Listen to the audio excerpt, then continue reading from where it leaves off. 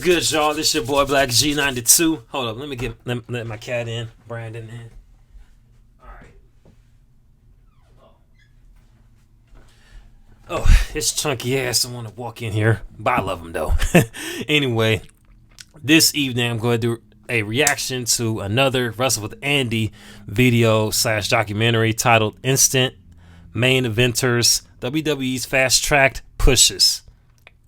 Now, I'm going to see what this... Now, shout out to the person that gave me this video to react to. I'm going to see what it's looking like in about 3, 2, 1.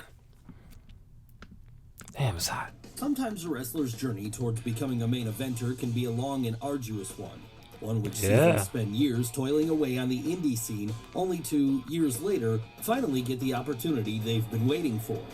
Other times, it can be the exact opposite, as for one reason or another, a performer can find themselves being fast-tracked right to the top of the card. Yep. And while the reasons for this can vary, it's generally done on account of that person being so naturally talented, they simply can't be ignored. What are some of the best examples of this in action? Well, join us today as we take a deep dive into wrestlers who were fast-tracked to the top. Is that dude Rikishi in the middle? And if we're starting anywhere, we really should start with the man who, in many ways, set the gold standard for someone coming into the industry as a rookie, only to then become a world-class talent in record time, and that's Kurt Angle. Kurt Angle. Yes, after winning a gold medal in amateur wrestling with what was effectively a broken neck at the 1996 Olympic Games, just about every pro wrestling company in the world had their eyes on the All-American hero as they hoped to woo him in with promises of further fame and fortune. I bet they did. In the end, though, it was Vince McMahon who provided the best offer to Kurt, as in 1998, he'd signed on the dotted line with the WWF. Good choice. But of course, it was initially expected that he'd need a few years to get ring ready at this point. But to the surprise of everyone, Angle took to the sport so quickly, he'd be prepared to hit the main roster less than a year later. Okay. With him that's rising impressive. up the card at such a rapid rate, he'd be world champion by the autumn of 2000. That's right. Up until then, no one had gone through a rookie year quite like the Olympic gold medal winner. And while part of this was the boss's desire to give him the mega push right out of the gate, an even bigger part of it was that Angle was just so damn good. It made no sense to have him in the mid-card any longer. But how could they? After all, with no prior experience as a pro wrestler before entering a WWF ring, Kurt had gotten so good. Hey, it be like that sometimes. Some people just come in so talented, it would take no preparation for them to just ascend to the top of wherever profession they at. And leaving people surprised, like, how the fuck this XYZ person managed to get through there? But hey, some people are just naturally gifted though. So quickly, he was able to become arguably the best wrestler on the roster by the turn of the millennium. An impressive feat, considering this was a roster which by then included the likes of Eddie Guerrero, Chris Benoit, and Chris Jericho. Oh yeah, Jericho. And of course, after being shot right to the top, that's where Angle would remain for the rest of his career, with him becoming a 5-time WWE World Champion, 6-time TNA World Champion, and 1-time unofficial IWGP World Champion by the time his career was over. Impressive. That said, for as excellent as a rookie year he had, this would arguably be one-upped by a man who debuted just a few years after him and who would go on to become one of the Olympic hero's greatest rivals. Who are we talking about here? Why, Brock Lesnar, of course. Yes, if Kurt Angle's rise was meteoric, then the Beasts must have broken the light barrier itself, because no one in the history of WWE has ever risen quite as high as he did, quite as fast. How did he do this? Well, after proving himself to be a once-in-a-generation athlete during his time as an amateur wrestler in the late 90s, Brock would be scouted by Gerald Briscoe and signed up to a WWE developmental contract in late 2000. Okay. And there, amongst a class which included the likes of John Cena, Dave Bautista, Randy Orton, and Shelton Benjamin, Lesnar would stand out so much that come March of 2002, he'd have been moved up to the main roster, where he began destroying everyone in his path. Of course, at this point, he was still a rookie in the ring, and so the obvious booking choice would have been to ease him into an upper mid-card spot with some big wins, gradually building him up. Look how big that dude is. Champion somewhere down the line. For the Beast, though, this simply wasn't acceptable, and so instead, he'd get so over so quickly that the WWE were left with no choice but to push him to the moon by having him win the King of the Ring that June.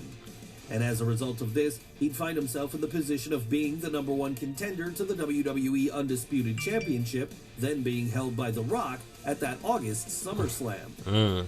But while there were those who felt that this was too much too soon for the youngster, he would ultimately go on to prove them all wrong when, at the biggest show of the summer, just 5 months after his main roster debut, Brock would defeat the Great One in convincing fashion and become the youngest ever WWE champion at that time. Wow. Needless to say then, after that, he was a made man and would remain a main eventer all the way up until he quit the company in 2004. And when he'd returned again years later after having conquered the world of MMA, he'd be an even bigger star, one who arguably still stands as the final boss of wrestling to this day. Of course, Brock wasn't the first monster heel who had been brought into WWE and given the world title early on in his run, though, as years before this, back when the company was still called the WWF, a young Rodney Anoa'i was given a similar spot when he took up the role of Yokozuna. Oh, Yokozuna. I don't know how I got mixed up with some other wrestler, but I don't know. But I knew he looks recognizable, though. My kids eat, but I finally figured it out. We can get all that we need. And then Shut up. At Walmart. We know. Shut up. I ain't trying to hear all that. Still got to figure out all type of shit. Oh, Jane Goodall.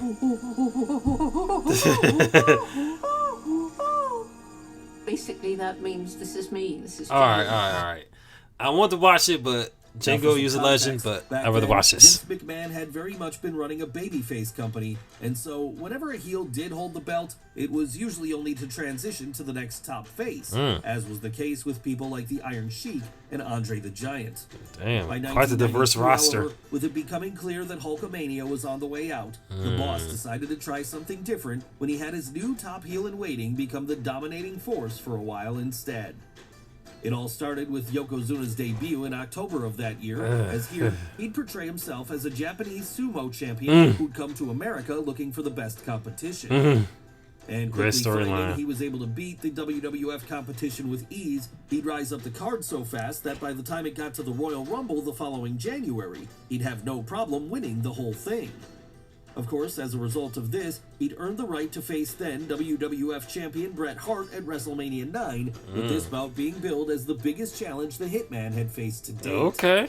But while Hart would put on a valiant babyface effort that night, in the end, Yokozuna would prove to be too much to overcome, and by the time the closing bell rang, he'd be the new world champion. Hey. That said, things get a little much. And also, I like to add on, like, I won't put it past it that Yokozuna managed to reach it to heights that fast. So look how big that dude is, for real.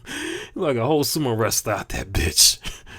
After this, because with Hulk Hogan interjecting himself into the situation, he'd end up walking out of the arena that night as champion instead.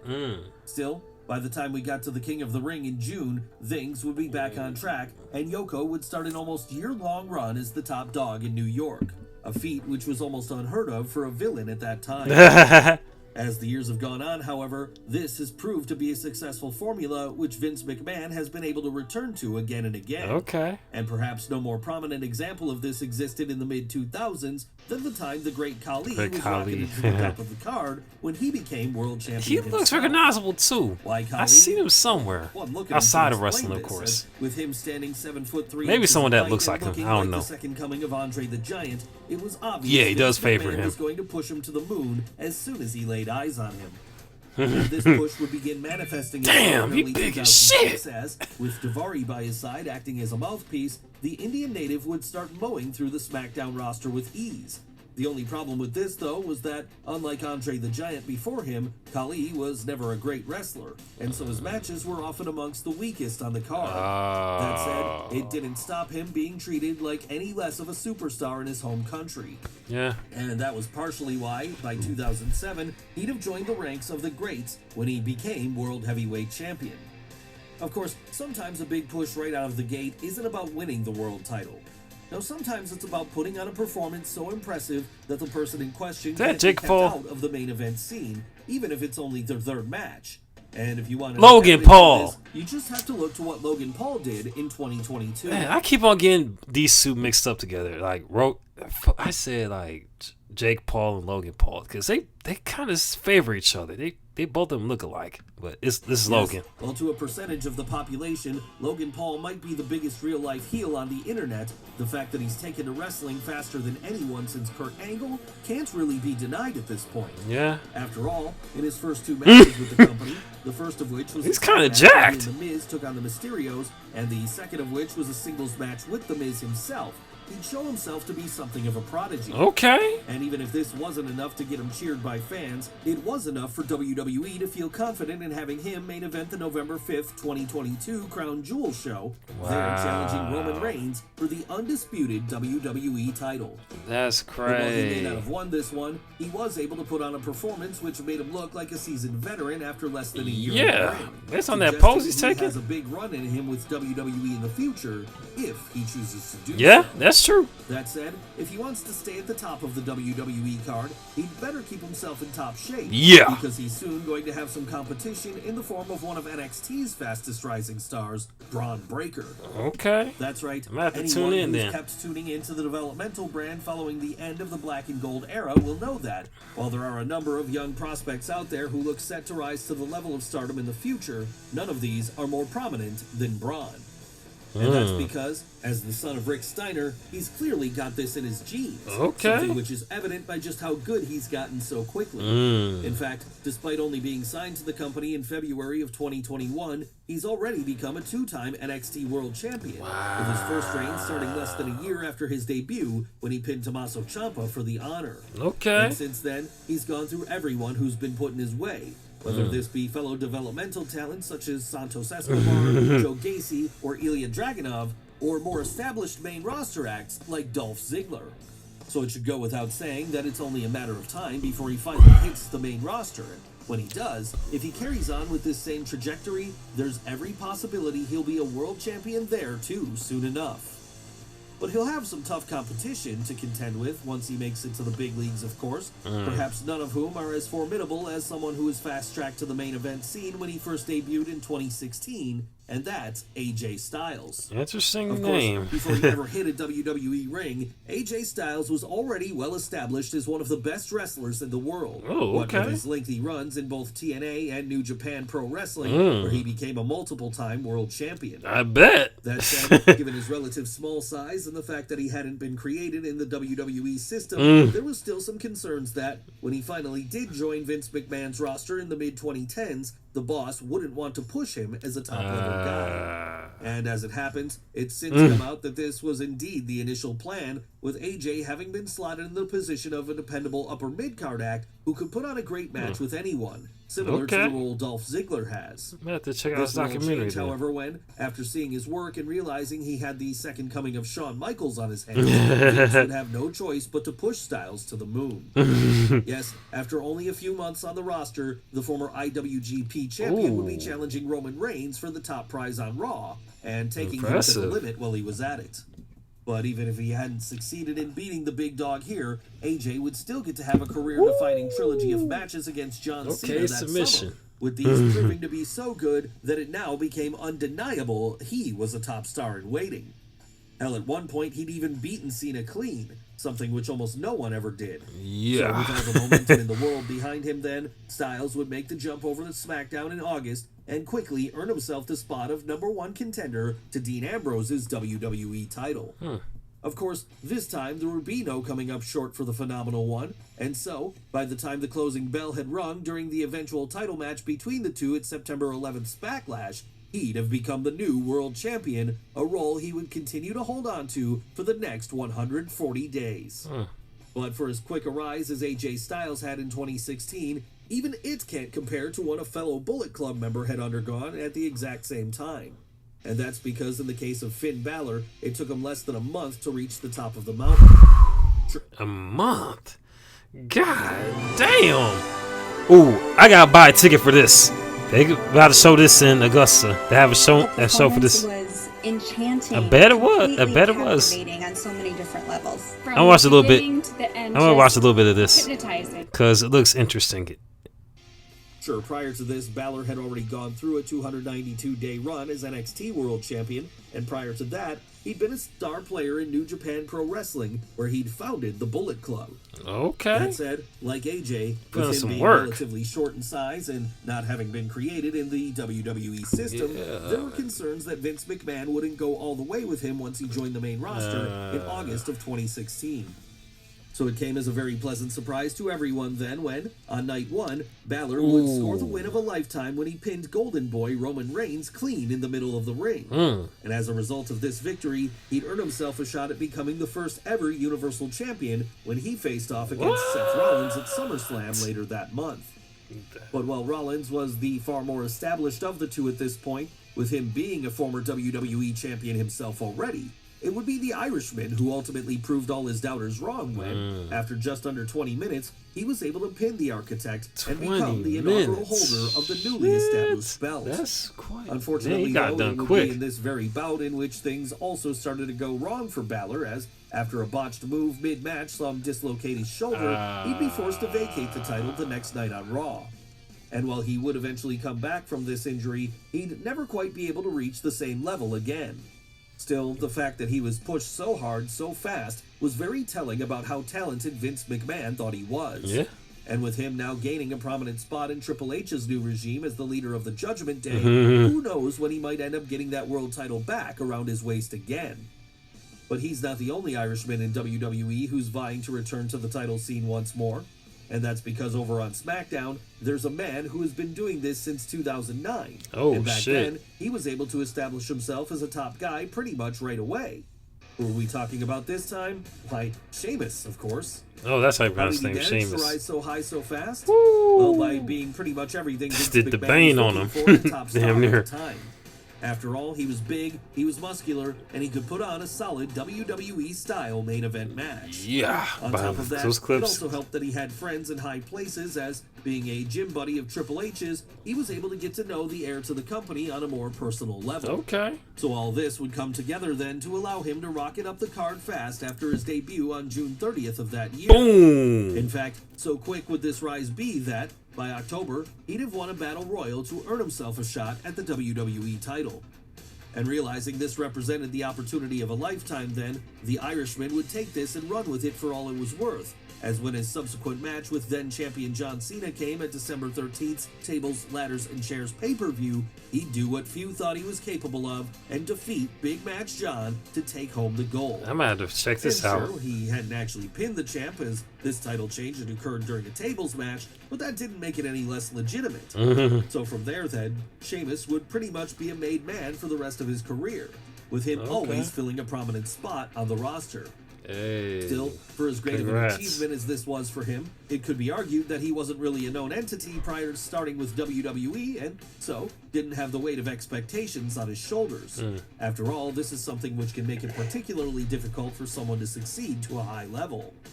When it comes to our next entry, however, pressure only seemed to make her stronger, as despite being better known for her time in the Octagon rather than the squared circle, when Ronda Rousey. joined WWE I knew I 2018, recognized her. She'd take to it like a duck to water.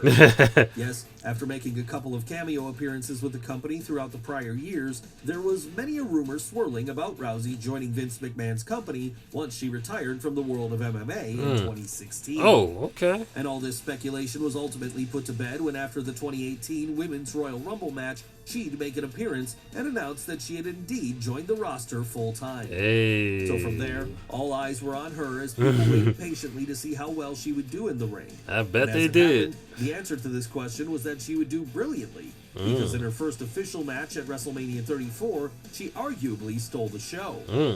Of course, this was a tag team bout, so she did have other ring generals like Triple H and Kurt Angle in there with her to help her out. Okay. But this didn't mean she needed much of a safety net. Right. No, quite the opposite, in fact, because when she started doing singles matches soon after this against the likes of Nia Jax and Alexa Bliss, she'd carry herself like someone who'd been doing this for years. Wow. That's right.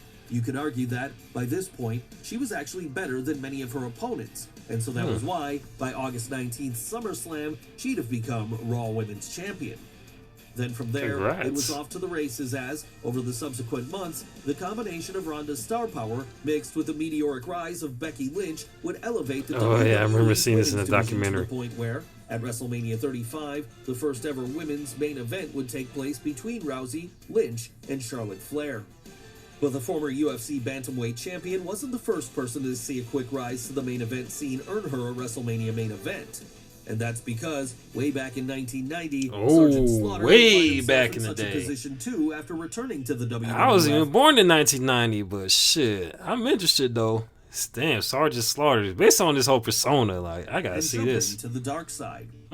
In this incident, however, his jump proved to be pretty controversial, because despite being treated like an American hero in the years prior, so much so that he'd even become a character in the G.I. Joe toy line, when he returned at the turn of the decade, he'd switch allegiances and join sides with the opposition. Yes, this was right smack in the middle of the First Gulf War, and so, wanting to play up to the whole thing on TV, Vince McMahon would rebrand Slaughter as an Iraqi sympathizer who had turned his back on his homeland. Of course, this drew huge amounts of heat from audiences, with things getting so bad that at one point, Sarge would have to come down to the ring wearing bulletproof vests over fears someone might try to take a shot at him. You think? Because I'm quite sure it's quite the era right there, because, you know, U.S. is going through their first Gulf War and everything, and, you know what I mean? Ballsy move. Hats off to him for having the balls to do it, though.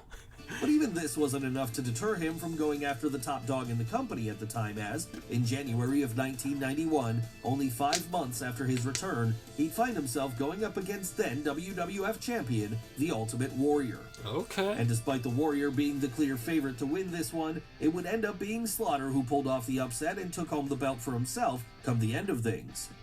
So this then would lead to the real American hero Hulk Hogan challenging the new champ for both the belt and the honor of his country at WrestleMania 7 that March.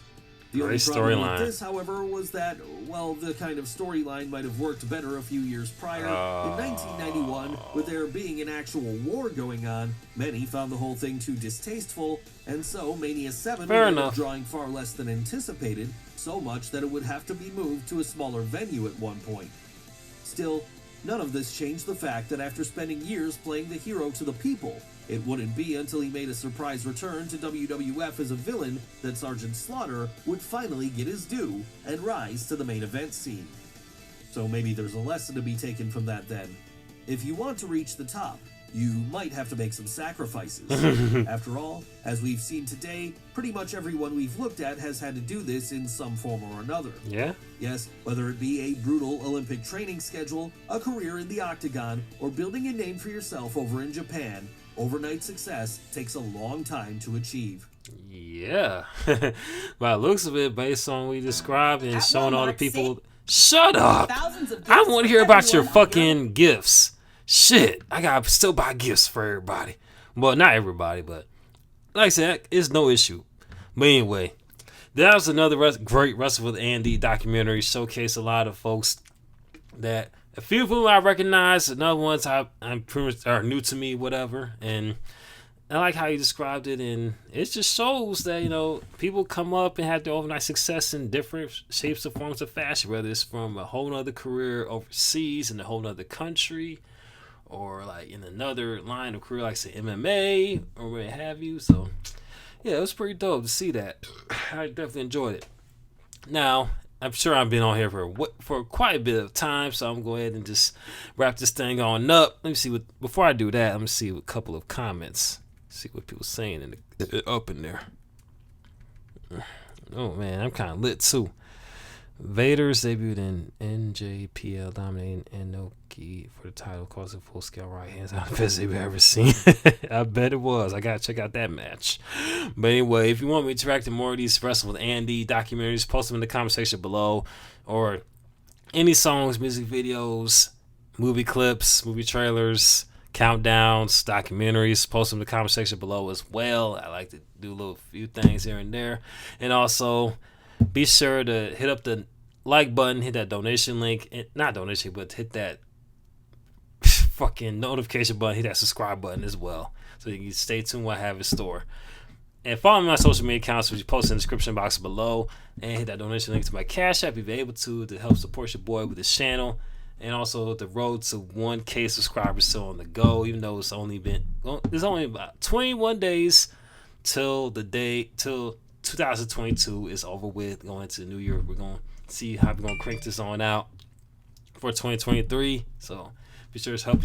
So be sure to support your boy with the channel and everything. And I appreciate everybody for take the time out the day to subscribe to the channel and tune in when I have a live stream as well. I really appreciate it. This is your boy Black G92 about to sign off. Holla at your boy. Peace.